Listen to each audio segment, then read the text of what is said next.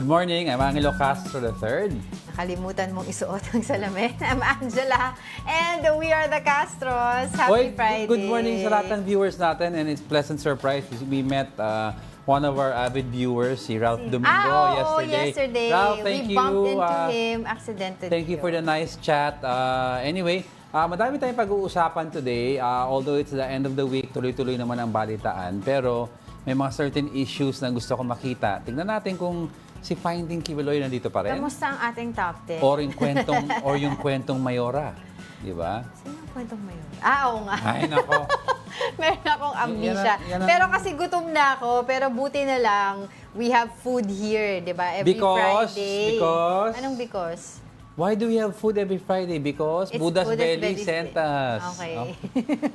Don't talk to Hindi me. ko alam yung ibang mga hirit mo Umaga na, high blood ako. Okay. Okay, so thank you so much sa Buddha's Belly. Hey, Marge. So we have egg fried rice, we have tofu, pork and tofu.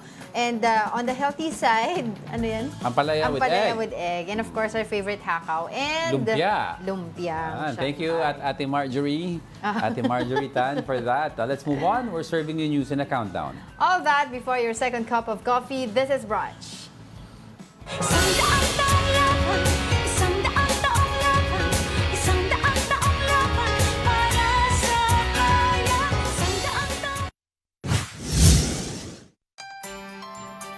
Starting our countdown today with the golden boy Carlos Yulo. The two-time Olympic gold medalist visited Signal and TV5 yesterday. He also shared his future plans for his career, including nabbing more medals in the 2028 Los Angeles Olympics. Here's the report.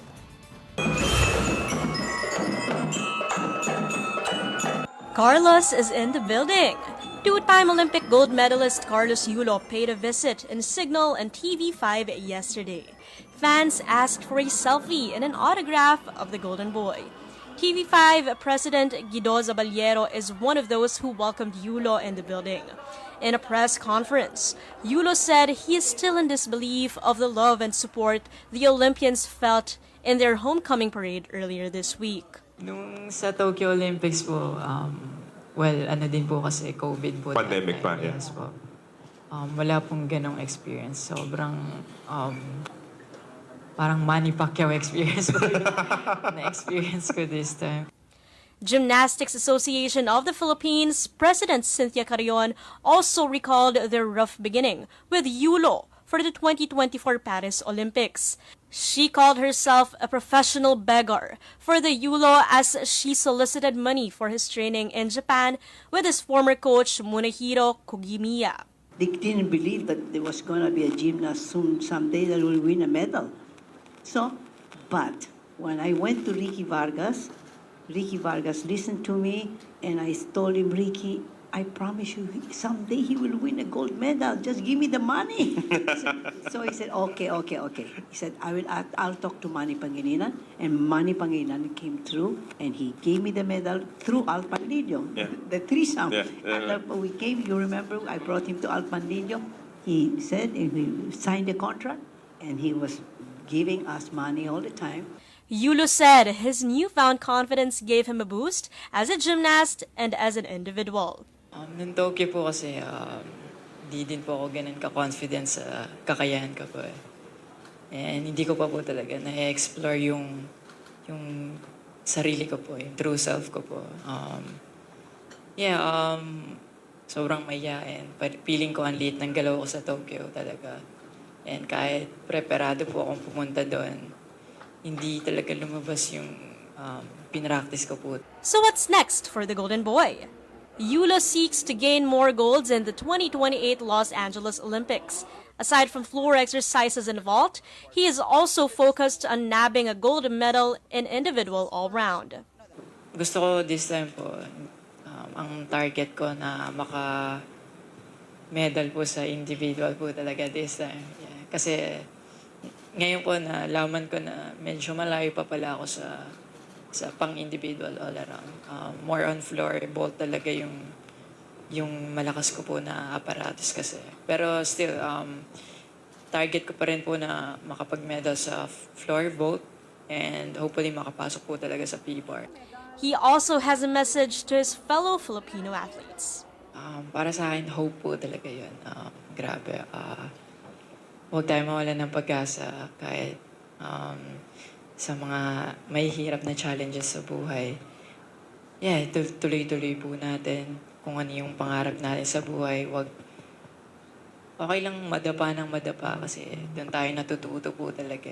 And wala pong pagkatalo talaga sa mga experience sa buhay. Puro learnings po yung nakukuha natin and na-experience natin.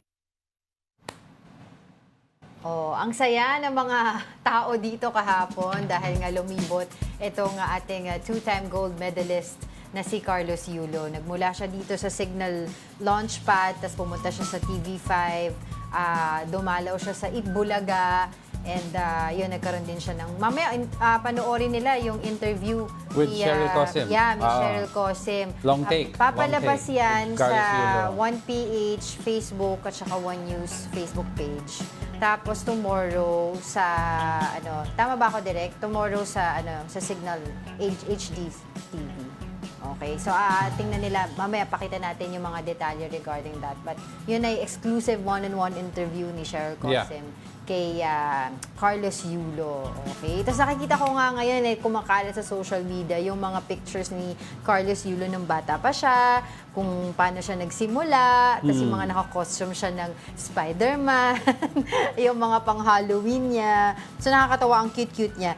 Tapos syempre, yung ibang tao, kamusta na yung mga napanalunan niya? Ano bang tali?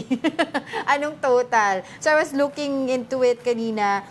Meron na siyang 20 million from the Office of the President. Meron siyang 20 million under, of course, yung batas natin, RA 10699. Meron siyang 14 million from the House of Representatives. Tapos 5 million kay Chavit. 2 million sa Manila LGU. Tapos meron siya yung mga kondo.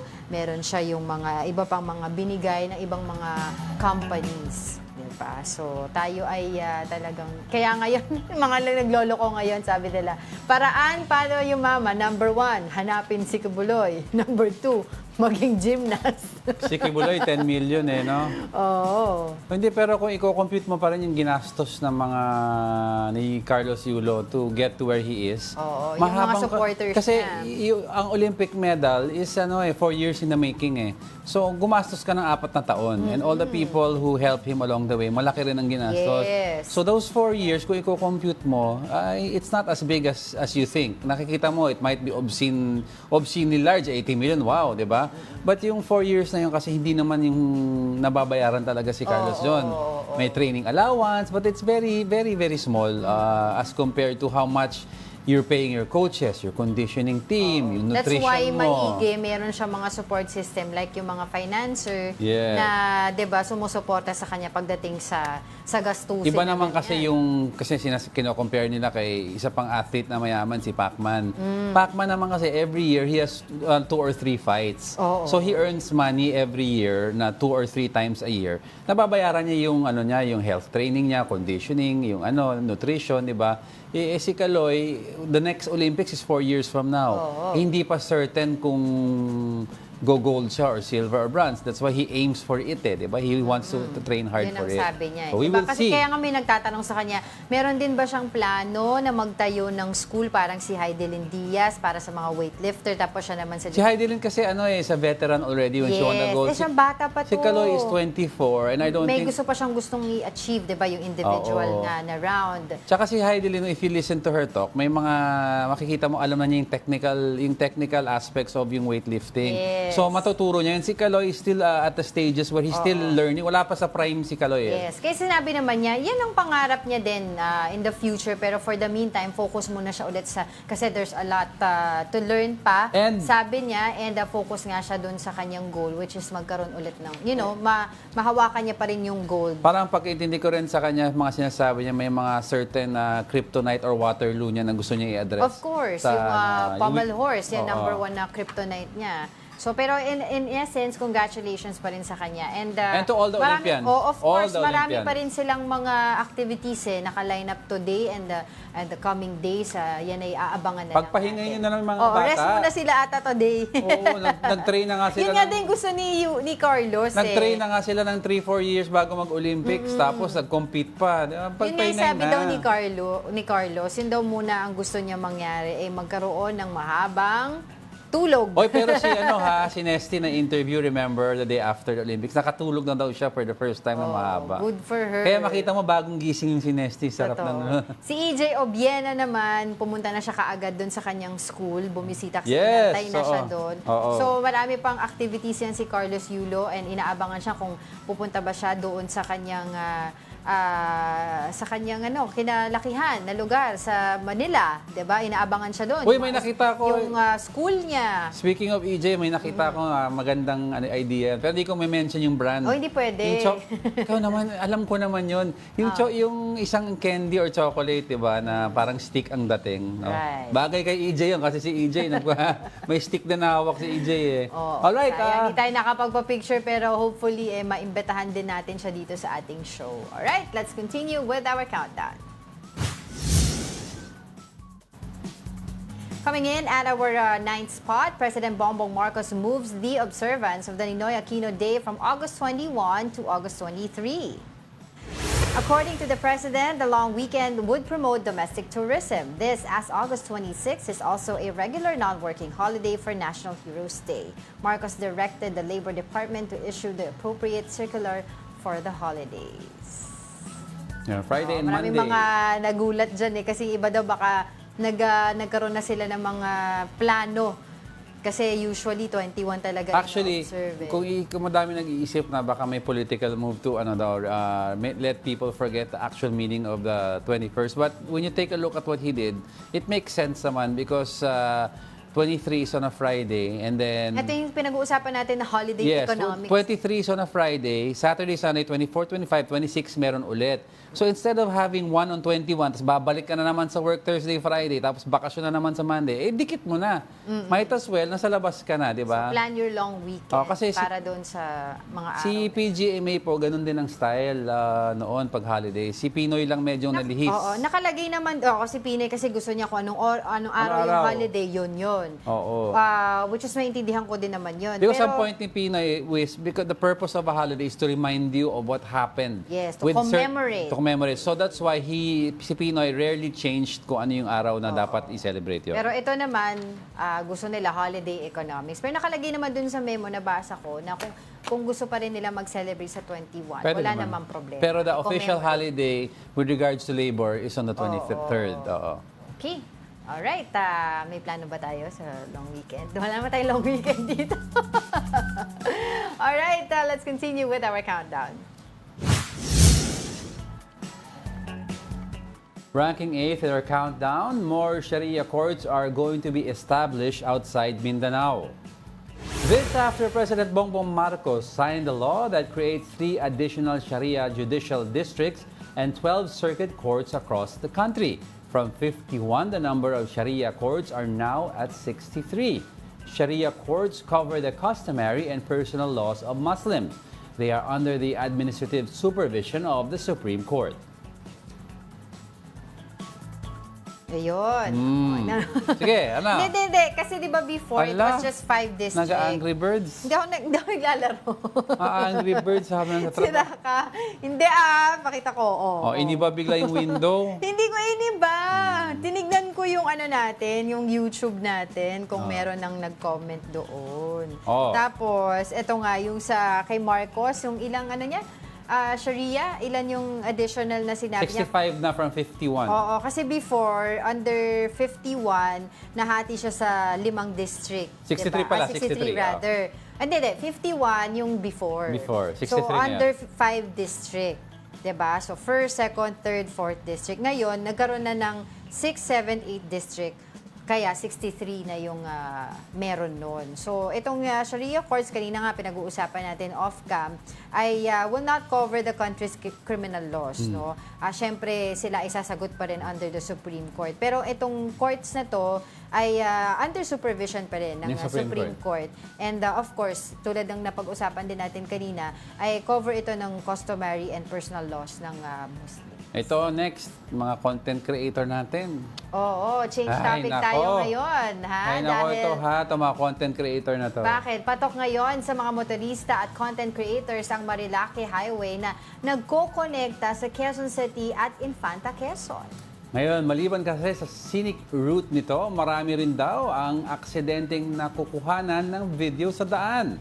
Para bigyan ng mukha ng ang Balita, Mobile Journal, Evan Tarinque.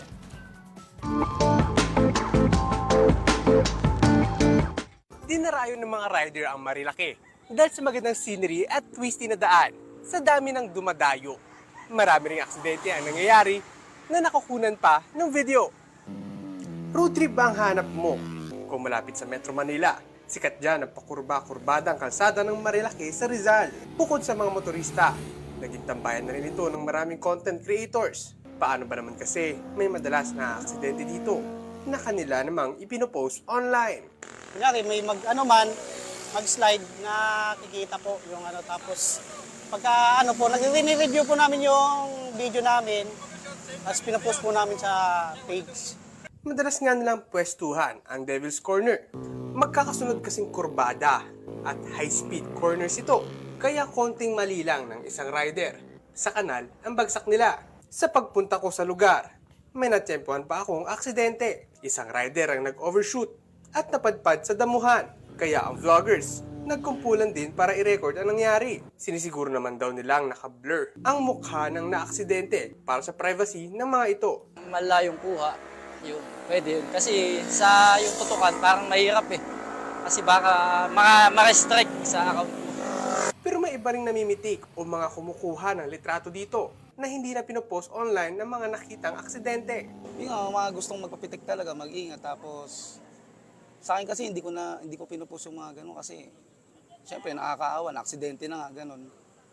Para maiwasan ang tinatawag na kamote riders, may mga nagbabantay namang taga-barangay dito. Napakasarap magmotor kapag presko ang hangin at maganda ang kalsada. Pero sana ay maiuwi ng lahat ang magandang experience ng safe mula sa mga aksidente sa daan. Mobile Journal Event rin po hatid ang mukha ng balita. Kita mo itong mga content creator. Kikita mo itong mga content creator na to, no? Tatambay sa area na yan para para maghintay na ma-aksidente daw tapos kukunan nila. Ba't di nyo na lang tulungan, i-warningan nyo or gumawa ng paraan para hindi na mag-aksidente or pag na-aksidente, tulungan nyo, inunan nyo pa yung video para magkaroon ng likes kayo tsaka Ay, nako. monetization na premyo, mamonetize sila. Ano ba naman yan? Content. That's not content.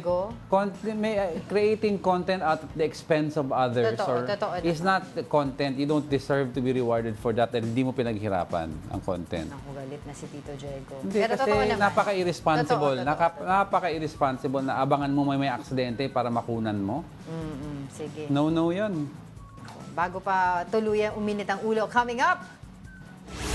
The World Health Organization declares Mpox as a global public health emergency. Should we be worried?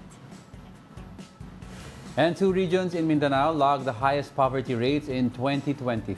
Now, which areas are these? We are just getting started, mga kapatid. More of our top 10 news when Brunch returns. Keep it here on One News.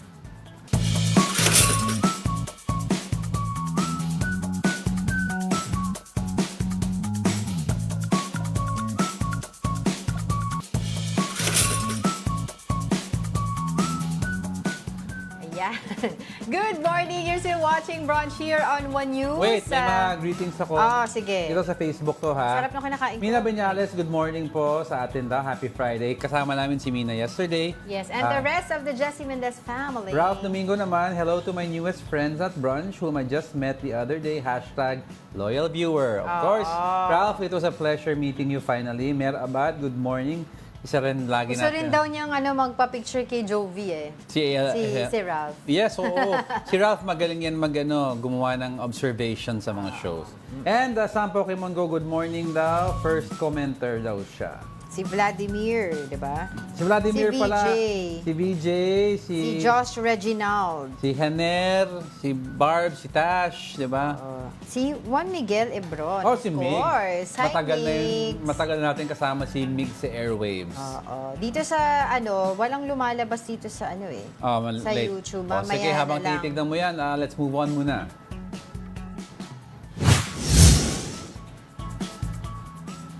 Coming in at our 7th spot, the Senate hearing on sexual harassment in the media industry continues.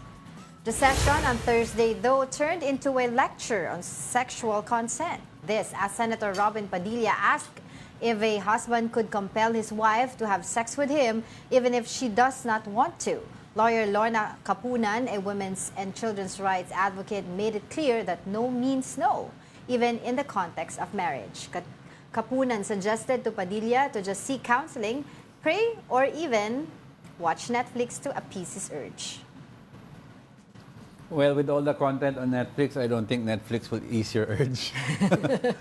Hindi, pero alam mo, common sense naman, di ba? Kung ayaw, ayaw. Ganun ko simple. No means no. No, I don't even Family, know. even sa family code nakalagay. I don't even know bakit naging topic to when we're talking about yung cases ni Sandro. I don't know ano yung relevance. Hindi ko rin nito. ang napanood ko na lang bigla pag kita ko sa social media yung parang mga memes na about kay Senator Robin Padilla na yun nga yung I guess si Senator about Robin, sexual pinupunto lang niya urges. siguro yung maybe he's thinking of crafting a law that will address all these problems that are happening in the context of family, those not in the family, para ma-define na talaga what you mean. Pero although sabi naman ni Attorney Kapunan, meron naman daw nakalagay sa batas. Oo, di ba no means no. Kaya nga nakakaloka yung mga tao nakita ko lang sa social media. But nagagalit sometimes, no means no. sila. Yeah. Most of the time, May no debate, means no. may debate kasi mga babae gusto lang daw malambing. Pag no, bigyan mo daw ng candy, chocolates hanggang mag-yes. No. O, see? No? No. Ano yung sabi mo? Bigyan kita ng pera ngayon. No. Game. Oh, tamo? No to yes. De, pero ano lang yan, we're just lightening up the mood. Pero maganda yung sinagot. On the serious side naman On po, the no serious means side, no. and also don't watch Netflix to appease your urge because it does not work. Okay. Yun ang nasasabi. Hindi, kasi di ba may mga ibang mga asawa sinasabi nila porket asawa mo ko, responsibilidad mo, obligasyon mo, ganyan. Alam mo, kung ganyan, ikaw Hindi dapat ganun. ikaw ganang klaseng lalaki din, parang napakawalang kwenta naman. I mean, di ba? If you want some intimacy, kailangan reciprocated ang action, di ba? Yes. Kung ikaw ginaganahan na walang reciprocity, wala. Alright, sige, let's move forward. Baka saan pa maaabot yung usapan na yan. Kaya Oo, ito may na. manonood tayong mga bata sa Number 6, Singaporean President Tharman Shanmugarat visited Malacañang on Thursday.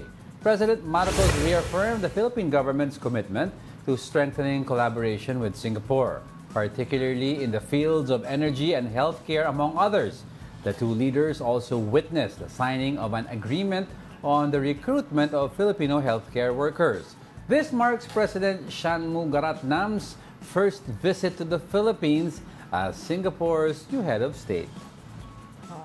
Through this MOU, we express our confidence in Singapore's legal and judicial system, which will ensure that the rights, welfare, and well-being of our kababayan OFWs will be protected as they pursue their careers in Singapore.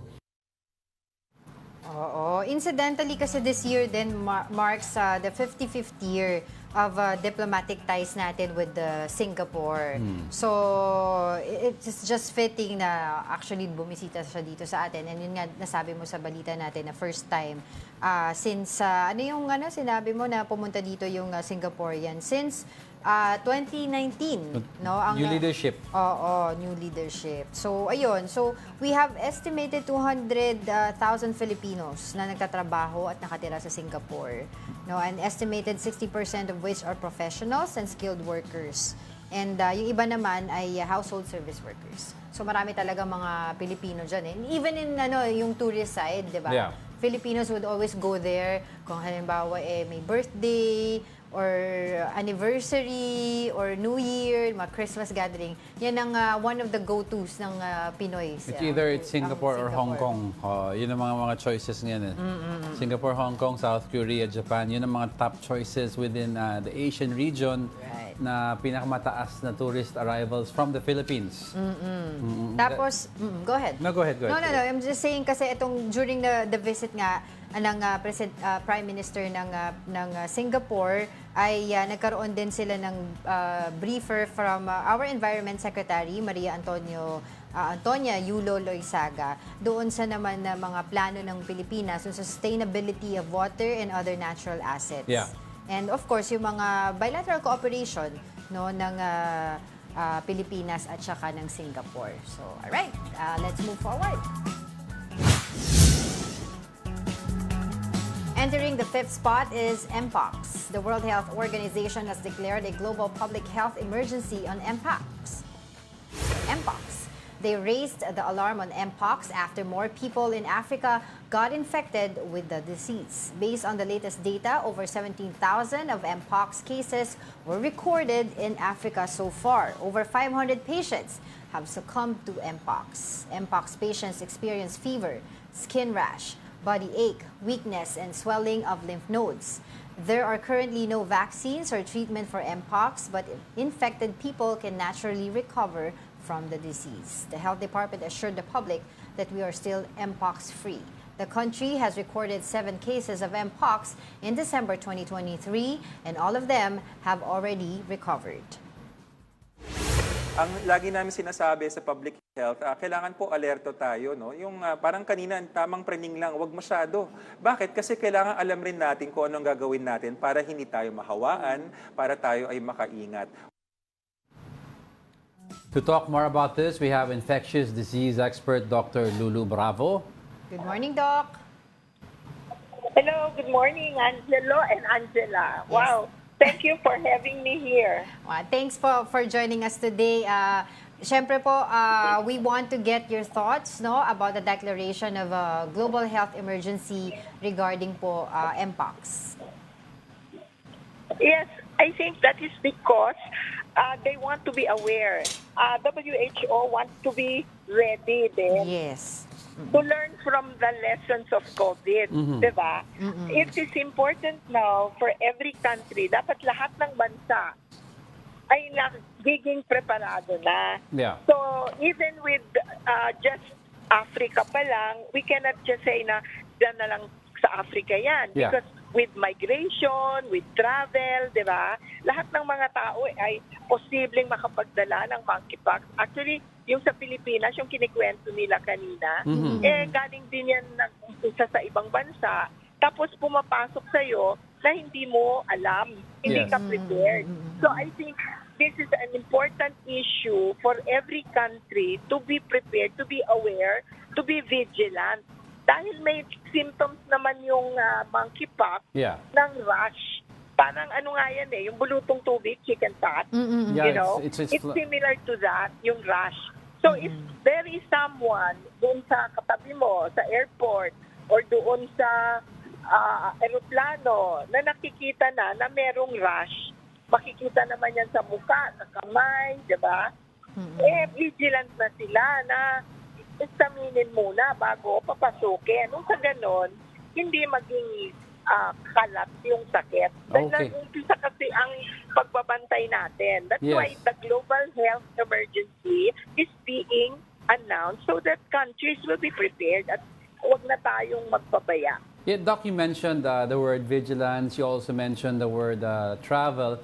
Now, at this point, should all governments or even our government start to discuss, not even implement yet, but at least talk about imposing a possible travel ban on certain countries with Mpox cases. And karugtong po ng question ko na yan, Doc, is ano po ugali ng Mpox? Kasi ang COVID, may mga asymptomatic cases, so mabilis makapanghawa.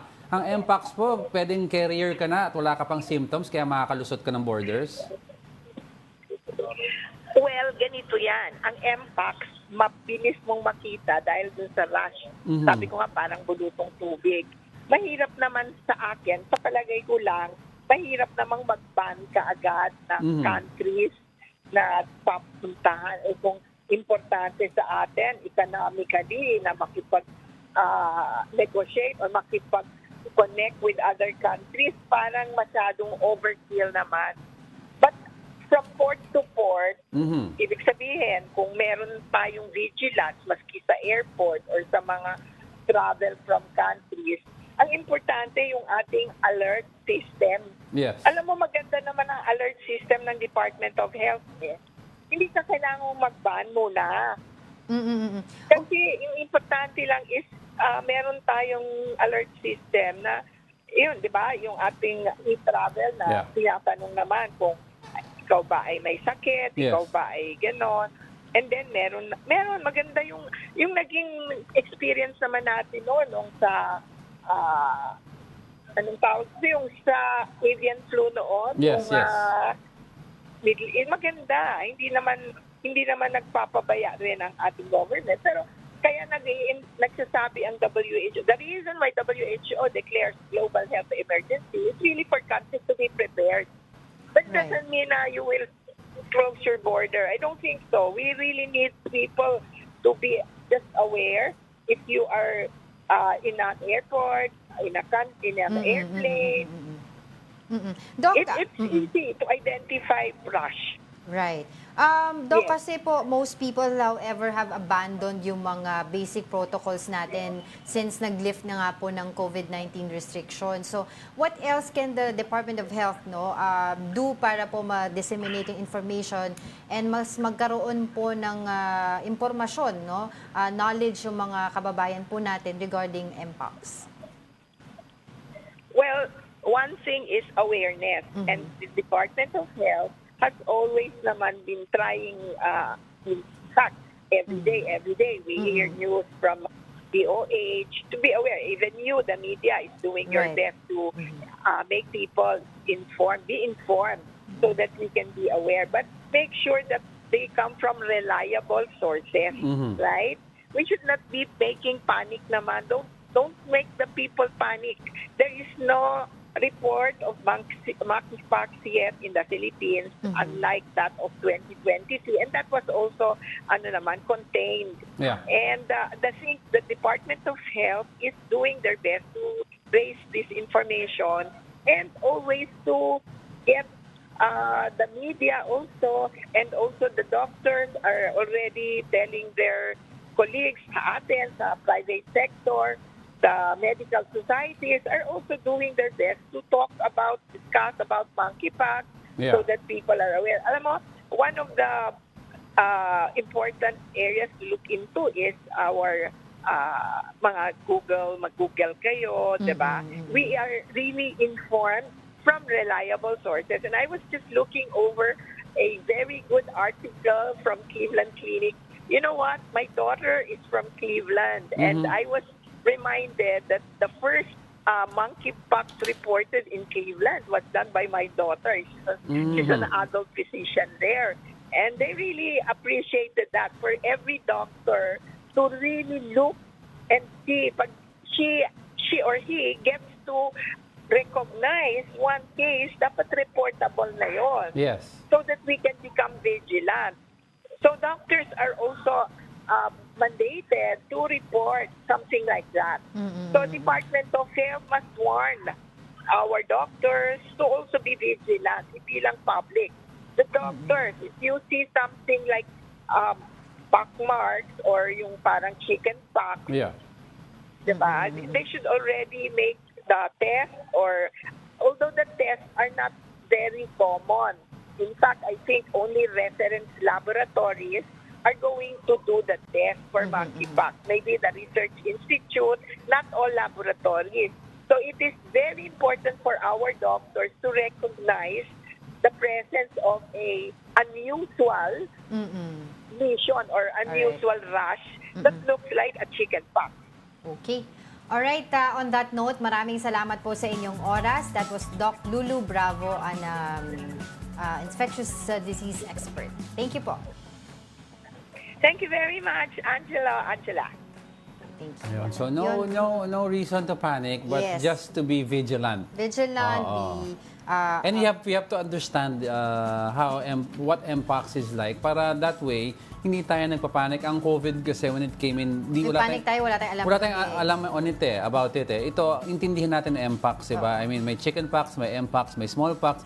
Learn how to differentiate among the three. Oo. We have the leverage to be, ano ba yun, para makapag-ingat tayo. Tsaka diba? your body... Ma-inform yung ating mga kababayan regarding your body daw recovers naman in its own time. Yes. But it's up to you to find out kung meron ka certain comorbidities that will affect your recovery, then you can go to the doctor. Yes. Or are you vaccinated for chickenpox? May Totoo. effect ba to sa mpox? Ask your physician right Oo. now. Ang magiging challenge lang or nagiging challenge daw ngayon according sa WHO ay yung different modes of transmission. Yes. Unlike daw before nung 2022, parang ang nakikita lang nila before yung through sexual contact eh.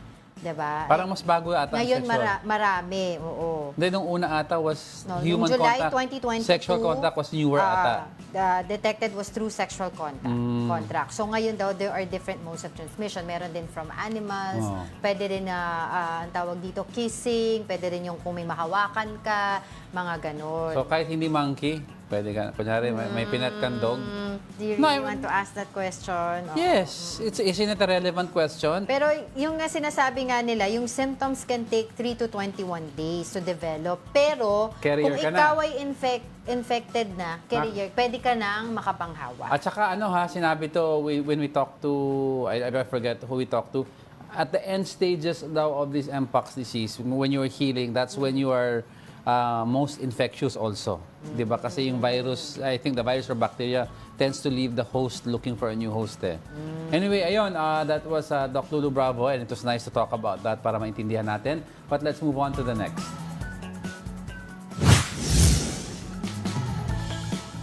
Dropping to the fourth spot is about Alice Go. The dismissed Bamban Tarlac mayor's legal camp claims she is preparing to face the public and authorities soon. Attorney Stephen David said Go might possibly face the Senate in the coming days to tackle the accusations thrown against her. He said the dismissed official is still grappling from mental health issues after she became a controversial figure. David added that Go wants to run again for mayor of Bamban.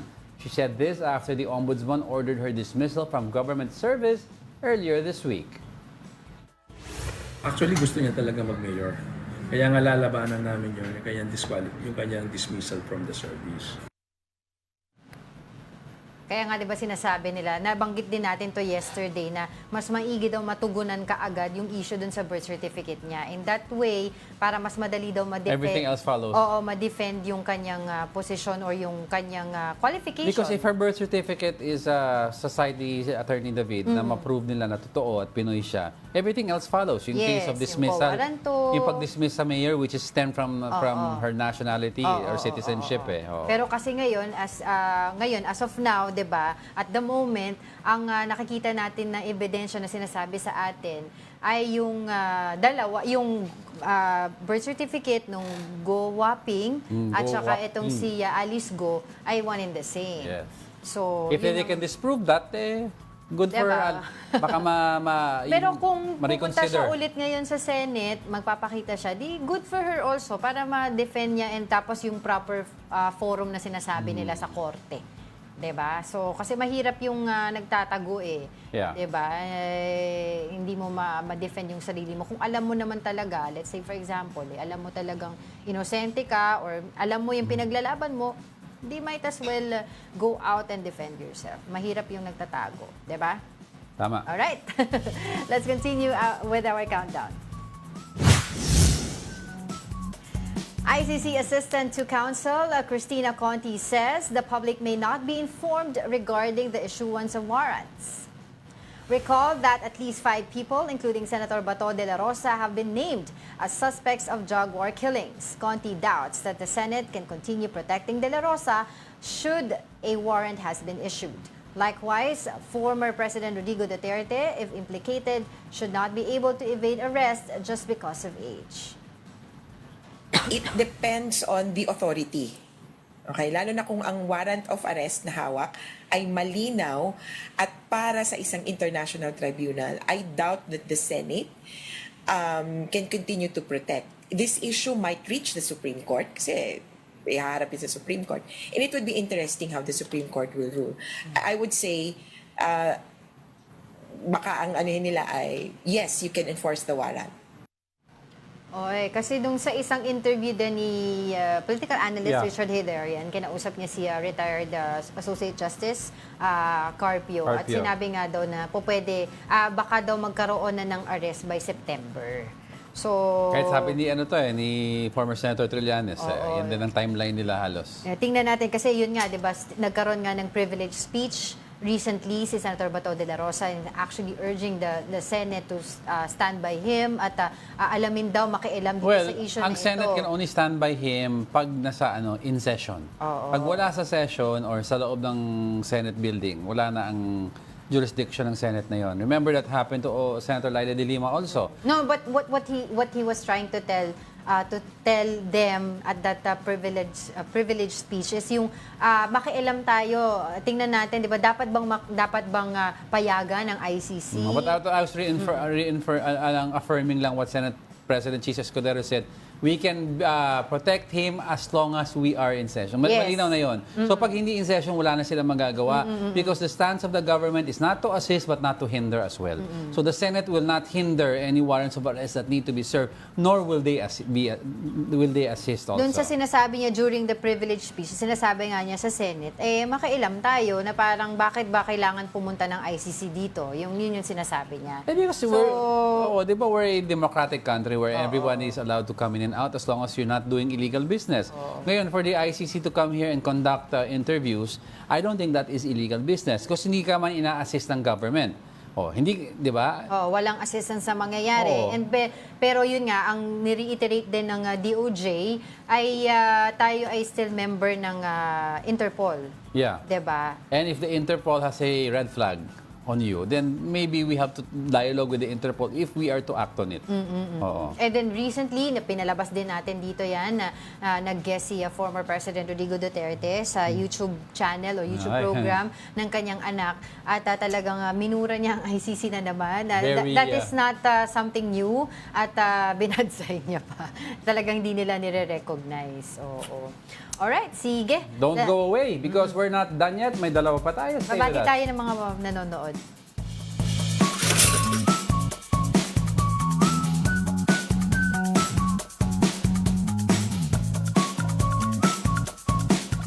Welcome back. You're still watching Brunch here on One News. Happy Friday, everyone.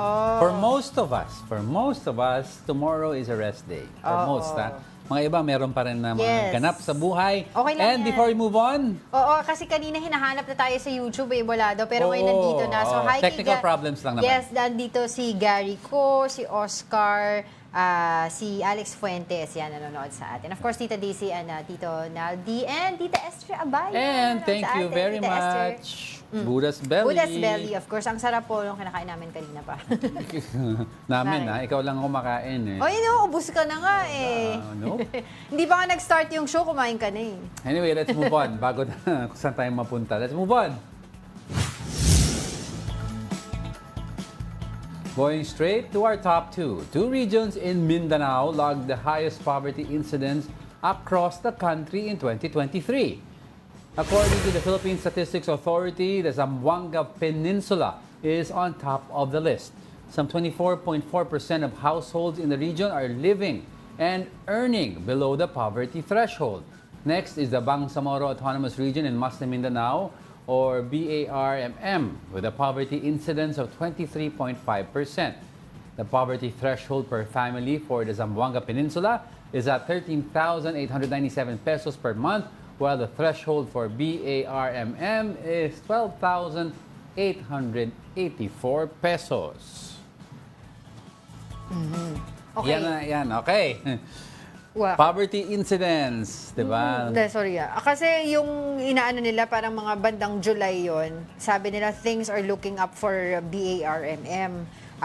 Nagde-decline na daw yung poverty rate at kasi patuloy yung mga investments doon, yung infrastructure, tsaka yung mga tungkol sa agriculture, energy, etc. Pero ngayon, nakita mo naman, July, July sila nagsabi na promising, pero nakita mo naman natin ngayon sa BARMM, mababa pa din yung incidence ng poverty, mataas pa rin yung incidence ng poverty, specifically in Zamboanga Peninsula. Pero I remember watching a short lecture on YouTube way back that some economists are saying you should not measure poverty incidence by percentage. Because percentage relies on large numbers to form a percentile, di ba? Kasi in essence, poverty should be measured according to number of families affected. Kasi kahit sabihin mo 100 families lang yan, kasi ano ba percentage ng 100 families? Maliit lang. Pero you still have 100 families who are hungry and who are suffering. Then there is still poverty. Totoo. The fight against poverty is failing if that's how you're counting it, by the thousands and the millions. You count At saka, we're not only talking about Zamboanga, BARMM, but also yung yesterday, pinag-usapan din natin, di ba? As a whole, as a country, na talagang maraming nagalit doon sa pahayag nga ng NEDA, na sinasabi nila, kailangan kasi update pa ito na 64 pesos nga daw. Kahit sabihin mo nga kailangan i-update it, hindi outdated yung number. But the mere fact na 1 peso spells the difference between somebody who is in the poverty threshold or not, that is also unacceptable. Isipin mo, 20 pesos, poverty level ka, pero pag nasa 22, 23, hindi na. Hindi na. Wow. Kaya madami talagang nag-react dyan. Pero naglabas nga ulit ng statement ang NEDA May recomputing. na ninilinaw nila, na hindi nito dinidikta kung magkano ang dapat gastusin ng isang pamilya para sa pagkain at hindi rin ito pamantay ng budget ng isang pamilya. So sinasabi nila na itong statistics na binigay nila ay base lamang doon sa bisa ng mga patakaran at programa ng pamahalaan. I think But, sinasabi, yung pagbibigay nila ng mga low threshold, may mga severe implications daw yan eh. Number one would be yung determination ng baseline ng wage natin, no? Sabihin ng ng government pag ganito lang pala yung hindi ramdam eh, 'di ba? So, wag natin taasan. Yun yung inaano nila ng implication din kapag nagbibigay ka ng mga ganyang klaseng statistics. And the mere fact na you're telling somebody hindi ka naman poor kung nakakain ka ng 30 pesos per meal. Yun lang yan eh. More than statistics or baseline implications, who are you to dictate na 30 pesos, 35, 40 is enough per meal? Diba? Per person? Diba sabi ko nga There was a challenge by a very popular vlogger na sinubukan niyang kumain ng 21 pesos. Diba, isang cup lang ng fishball with 7 pieces lang nakain niya. Hindi nga nakabili ng tubig eh. Tinanong niya, may pisong soft drink ka ba dyan? Wala. Wala. Di ba sinasabi ko nga sa'yo kahapon? Di ba sinasabi ko sa'yo kahapon na kahit nasabihin mo pa, sige, magaling ang Pilipino makahanap ng paraan. Mahirap. Pero anong sustansya ang makukuha mo? Ako, amount? Ako, kinumpute ko yung 21 to 30 pesos threshold per person. Mahirap. Even if you cook for yourself, your own ingredients, mahirap. Sige, from pagkain sa poverty, punta tayo sa eleksyon. Diba? May kinalaman sa eleksyon. Our top story is Smartmatic. The founder and the former vice president of election technology provider Smartmatic has surrendered to authorities in the U.S. But where is their co-accused, former COMELEC chairman Andy Bautista? Let's find out in this report.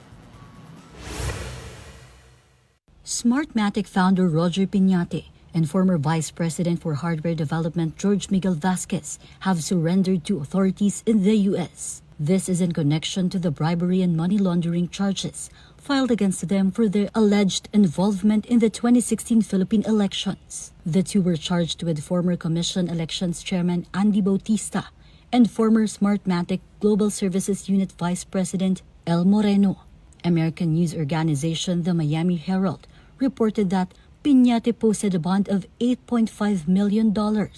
Meanwhile, Vasquez was released on a $1 million bond. Piñate failed to enter a plea, while Vasquez pleaded not guilty to the charges. The U.S. Justice Department earlier reported that the two allegedly paid $1 million in bribes to Bautista. This is to obtain the rights to providing voting machines and election services for the 2016 elections. Comelec is also planning to file separate charges against those two. In an interview with Storycon, Comelec Chairman George Garcia unveiled plans of filing separate charges to those who are involved in the Smartmatic case. With regard to Bautista's whereabouts, Garcia said Comelec has no updates about him and whether he will also surrender to authorities. Simula po kasi nung na-file yung kaso ng USDOJ sa Florida court ay nawalan na rin po kami ng communication doon po sa mismong kumukontak sa amin before para sa mga dokumento, para sa mga gusto ma-interview ng mga tauhan namin. So ngayon po completely para may blackout po doon sa bagay na yan. Kaya nga sabi nila, babase nila doon sa magiging ongoing investigation ng Comelec din kasi may sarili silang investigasyon. Dahil may mention nga ng mga tax fraud, alleged rigging sa bidding. For 2016. Oo, tapos tinaasan nga yung mga presyo ay yung additional VAT, no? Added taxes doon sa mga machines, etc. And for sure, sabi niya gano'n, hindi lang isa lang, kung mapapatunay, hindi lang isang tao yan. Naka-backtrack ng konti kay Andy Bautista. Nagsimula ito nang salita yung wife. When naghiwalay sila, di ba? May mga charges that were thrown and accusations thrown against Andy Bautista. And then he went to the US. Ayan, ito na nga yung US filing their cases already. Because they're being used as a...